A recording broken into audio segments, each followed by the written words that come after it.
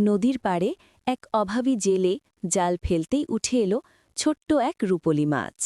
মাছটি মানুষের গলায় মিনতি করে বলল, আমাকে ছেড়ে দাও, আমি তোমাকে দুহাত ভরে দেব।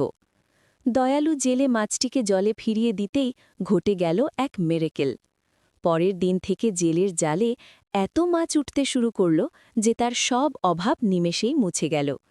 জেলের ঘরে এখন সুখের ছোঁয়া, কিন্তু তার লোভী ছেলে এই রহস্যটা সহ্য করতে পারল না।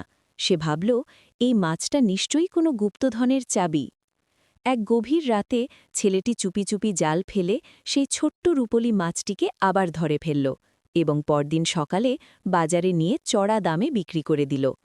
জেলে যখন জানতে পারল তার জীবন বাঁচানো সেই বন্ধুটি আর নেই, সে নিথর হয়ে নদীর পাড়ে গিয়ে বসল।